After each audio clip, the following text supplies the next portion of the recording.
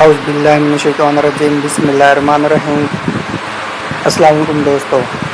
میں ہوں آپ کا ہوسٹ محمد شہباز اور آپ دیکھ رہے ہیں سکسیس ود ایس۔ یہ ہمارا نیوز چینل ہے جو کرنٹ افیئرس اور نیوز کے بارے میں ہوتا ہے۔ تو آج ہم بات کریں گے پاکستان کے سیاسی حالات اور پاکستان میں ہونے والے واقعات کے بارے میں، اور کچھ خبریں ہم کھیل کے میدان سے بھی شامل کریں گے، جن میں پاکستان اور T20 سیریز چل رہی ہے بنگلہ دیش کے ساتھ، اس کی، اور جو پاکستان سلامتی کونسل کا رکن ہے اس کی صدارت چل رہی ہے، اس کے بارے میں بھی ہم بات کریں گے، اور غزہ کے بارے میں بھی بات کریں گے جہاں بیچارے غزہ کی لوگوں کی نسل کشی کی جا رہی ہے۔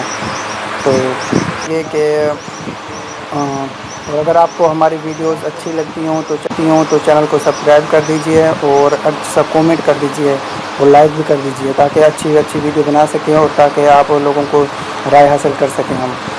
تو جیسا کہ ہم نے شروع میں کچھ سٹوریز بتائی ہیں، تو اس کے متعلق ہی سب سے پہلے ہم بات کر لیتے ہیں غزہ کے بارے میں۔ غزہ میں اسرائیل نے بہت ہی ظلم ڈھا رکھے ہیں، انسانی نسل کشی کر رکھی ہے، اور اس میں امریکہ بھی اس کا برابر کا شراکت دار ہے۔ تو ان پہ بہت ہی جلد اللہ کی طرف سے، خدا کی طرف سے ان پہ عذاب نازل ہونے والا ہے جس سے یہ نہیں بچ سکیں گے۔ ابھی تک غزہ کے اندر تقریباً 55 سے لے کے 60,000 لوگ شہید ہو چکے ہیں، اور تقریباً 1,00,000 سے زیادہ وہ جو زخمی ہو گئے ہیں، اور انہوں نے غزہ کو کھنڈر بنا دیا ہے، جس میں امریکہ اور انڈیا بھی بہت ہی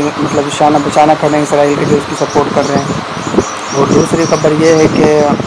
پاکستان کے سیاسی حالات میں، جو پاکستان کے اندرونی حالات ہیں، اس میں پاکستان کے سیلاب نے بہت تباہی مچائی ہوئی ہے، جس میں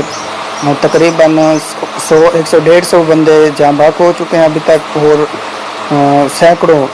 زخمی ہیں اور لاپتہ بھی ہیں کچھ، جن میں شاہد اسلام کالج لودھرا کے جو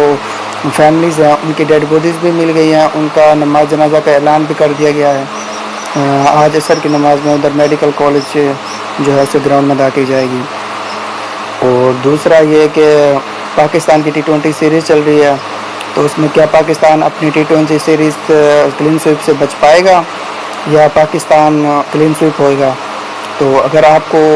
کوئی کمنٹ کرنا ہو اس بارے میں تو آپ لازمی کریں، میں آپ کے سوال کا جواب دے دوں گا۔ تو اور پاکستان کی جو سلامتی کونسل میں مستقل رکن ہوا ہے، صدارت ملی ہے، اس کے متعلق ہے کہ پاکستان ڈپٹی وزیر اعظم اسحاق ڈار اس وقت نیو یارک میں ہیں، جو صدارت کر رہے ہیں اس کی۔ امریکہ اور یہ بھارت ہو گیا، یہ بہت مخالفت کر رہے ہیں، لیکن پھر پاکستان کا سلامتی کونسل کا پاکستان رکن ہے اور صدارت مل گئی ہے اس کو۔ تو اگر میری ویڈیو آپ کو اچھی لگی ہو تو چینل کو سبسکرائب کر دو اور لائک اور اچھا سا کومنٹ کرتے جائیے تاکہ میری ویڈیو آپ تک پہنچ سکیں اور میں زیادہ